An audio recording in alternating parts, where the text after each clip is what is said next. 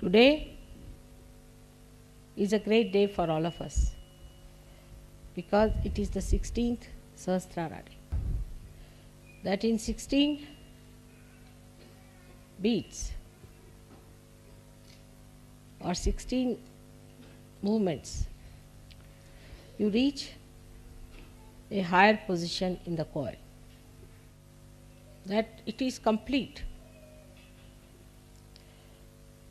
Sri Krishna is called as a complete incarnation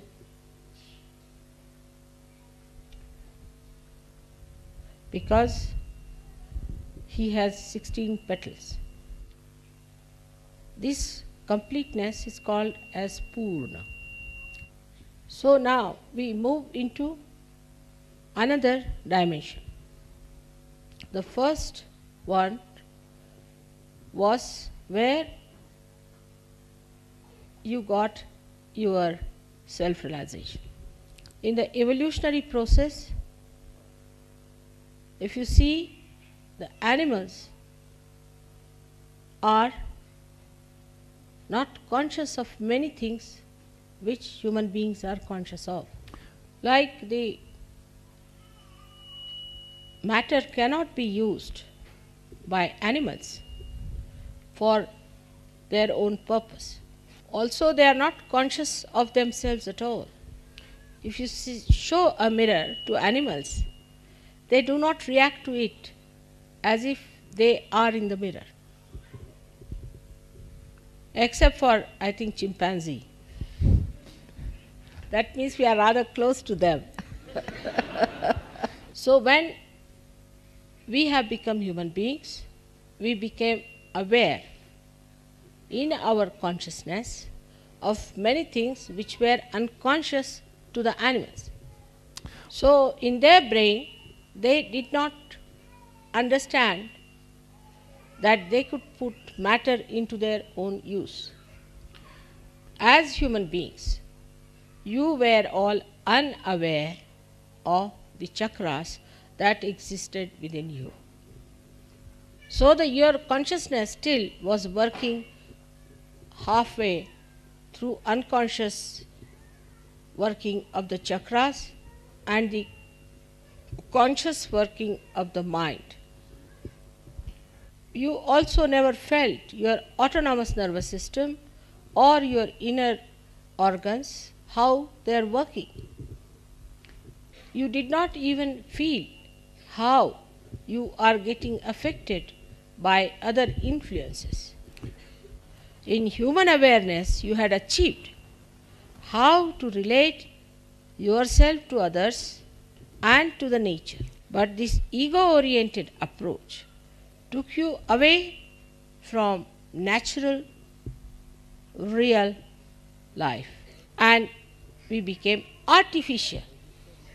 The whole thing comes from a concept of being artificial. Like they say that it's fashionable to be arrogant, to be snobbish. This is just the opposite of your ascent and evolutionary process, because you have lost the power to relate to others which you had gained as human beings. All the organizations which you have formed also on collective understanding are also artificial. Then a movement started that we have to be natural. That is another copying of the artificial. Natural does not mean a primitive personality. Natural is to evolve. The whole purpose of creation is to evolve. So when I started my life, I saw the complicated Sahasraras. And the more I tried to solve the complications within my own awareness, the more it became more difficult. Because if you see my age, in 50 years you can see how much complicated human beings have become. And after opening the Sahasrara, when I come to the West, within these 16 years, I found that they are now incorrigible. Now, the stage for you is laid down to ascend higher. This is the background which I have described to you. But in Sahaja Yoga, you have got your realization in one lifetime. And in this lifetime you have to grow. And in this lifetime you have to achieve the highest. So the time is so very short and the background is so dark. You are surrounded by people who are pouring out morning till evening destructive concepts. Now you are the people who have to shoot out much faster than all of them. But a kind of a lethargy, though you understand that your awareness is very different from them, a kind of a lethargy which does not accept it the way it should accept Sahaja Yoga. Every one of you must think every day, what have I done for Sahaja Yoga today? But you are all still very busy with your jobs, of making money, of have relations with people who do not matter at all in Sahaja Yoga. We have to make an all-out effort to rise to that point that whatever we know, we believe in, we act on that and become one with it. You can do that with concepts, but not with reality. This is the problem. I see in my own country when they were fighting for freedom, my father himself gave up all his property, gave up his practice with 11 children in the family, and we were living in palaces, started living in huts for days together, for years together. But for the gross freedom, we'll do anything. But for the subtler freedom, the Sahaja Yogis have to do everything that is possible. Be aware, to be in your conscious mind all the time that you are yogis. You are the ones who are very much higher than the rest of the humanity. That the salvation of the whole of the humanity depends on you. The purpose of creation will be served by you. So first of all, you have to be conscious in your consciousness that you are so important, and that's why you were given realization. How can you be living with your conditionings and with your ego? The conditionings are like this. Supposing you are coming from a Christian religion, then you must bring that little bit of that religion into Sahaja Yoga, or if you are from a Hindu religion, you want to bring some out of that. We have all the essences of these in Sahaja Yoga, the pure essences, but we can't have the gross nonsense. All these things are like dirt over our Sahasrara, which must be shaken off. Though now you are aware and conscious of your chakras, you do not keep them clean. Ordinary human beings, if they have clothes, they have houses, they try to keep it clean. But you do not feel ashamed of them also when they are bad. Because you, after some time, you also lose the awareness of them. That means you have become subtler, but in your consciousness, you are not yet subtle. There are so many things you know more than the people who are not realized as absolute reality. For example, we don't even use vibrations. Whenever it is needed, we don't use it. Or sometimes mechanically, just like a machine, we start giving bandhans. So you are still unconscious about your chakras. Slightly conscious when you put your mind to it. Otherwise, in your central nervous system, you are not yet so conscious. This is the reason why you do not know why you have to do a thing at a particular time. Unless and until you rise to this nirvikalpa state, you cannot go further. For example, I know everything what I do. I can handle any power whenever I want to. I can absorb any negativity I want to. I need not absorb any negativity I don't want to. You may be thousands of miles away from me. I know about every one of you. I may not know your worldly names, but I know you as a part and parcel in my being. I also can behave like a human being, absolutely like you, aging like you, using spectacles, doing all the things that will make me a complete human being. I have accepted this role consciously, not unconsciously. To me, nothing is unconscious. So, if you have to be conscious of what you are doing, you have to be alert about it. The first thing that you have achieved is the peace. The peace. But even now, I find that peace, which should become joy, becomes a quarrel. Truth is one. You cannot argue about truth. It's a homogeneous thing. It doesn't quarrel with each other. We are unconscious about our fingers. But when we have to hold something, all of them come together and work it out.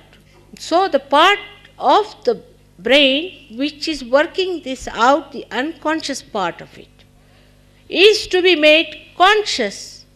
That is what evolution is. So now,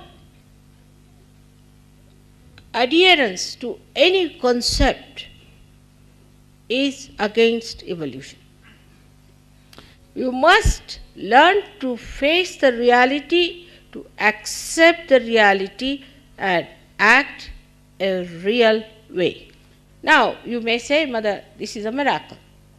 Something happens, this is a miracle.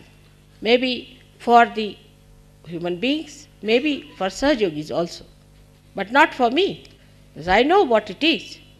So to rise above this halfway consciousness, one has to see how you are working it out. The whole system of relating to each other must change completely. That is very important, at least for Western people, because at least in India, people know that human efforts lead you nowhere. You have to take to your ascent. I mean, the real Indians. Some of them do take advantage of Sahajog and then disappear. Some of them do, but mostly they know that you have to be conscious of what you have got. So we can say that we have got self-knowledge, but we haven't got self-consciousness. Now, for example, you take somebody's name, say, of some great saint, you feel the vibrations are flowing. Also, you know why? Because he is a saint. But why not you, the Sahajogis? If your names are taken, why not the vibrations flow? And in this, you have greater advantages because the Adi Shakti herself is before you. They didn't have anybody to tell them all these things. But the disadvantage of that is this, that you take it for granted. Now in expression, when we say something, when we express, are we natural? Are we doing it from our heart? The consciousness that I am doing it from my heart is what I want you to achieve. Like there are people who work very hard in Sahaja Yoga. Others will just take it for granted. They do not want to help. They want everything to be ready-made. That shows that they are not conscious of their own powers of enjoyment. If they do it from their heart, then they will never feel what effort they have put in. They will only feel what they have been blessed with or what they have achieved. The sense of fulfillment and satisfaction will overcome all your problems, especially your left Vishuddhis. Now the second stage would be where you will be conscious of whatever you are doing, where there will be no mistakes. Whatever you will do may appear to be mistake, will turn out to be all right. Nobody is so far like that, so I would like to tell you. Because some people do feel, whatever I say of praising, they think I am saying it to them. Just now, the stage at which we are still making lots of mistakes because we are not self-conscious. In a gross way, we understand this word self-consciousness like this: a person has to go for the interview, then he'll select his suit properly, he'll comb his hair properly, before going he'll clear his throat. Self-conscious. But when it is the question of your ascent, are we alert? Or we are taking it for granted that mother is just now going to give us a nice bath, put us in the cradle and take us there. This is being childish. You have to mature in your ascent. Now you may say, what should we do? Face yourself every day. In reality, see how much time you spend about mundane worries and how much about your ascent. Have you left everything, all your worries, to God Almighty? Have you completely jumped out of your background? Have you come out all the way, leaving everything that was nonsensical? And how do I relate to others? How do I talk to others who are Sahaja Yogis? So you should understand the time limit. You must understand your greatness, and you must understand how you people are chosen for the highest work in this creation. So now there's no time for lethargy. Now you have to rise and awake. Today is the day when I hope you have to jump into Nirvikalpa. But only by effort you will stay there, otherwise you will again slip down. So go through this lecture again and again and do not think about it. Don't think that it is for somebody else, it is for you, for all of you, each of you. And you must know yourself how far you are going every day. You are not robots. You are not machines. You are evolved through evolutionary process. And through evolutionary process only you have to achieve the higher personality. So whatever we may do, or whatever may be all right, it's you who have to show the results. We may take your Sahasrara to a great enlightenment, but again it will collapse. So, you have to know that whatever heights you are brought to, it is you who have to maintain it with full willpower and action. May God bless you. This lecture is a concern of your mother. Do not take it as anything ill. I could not have said this even 2 years back or 1 year back, because you are at a stage where I can say these things to you. You can understand it, but it has to become your consciousness. The stage has reached to understand, but it should become your consciousness. By today's happening should become, if you keep it there. So again, may God bless you.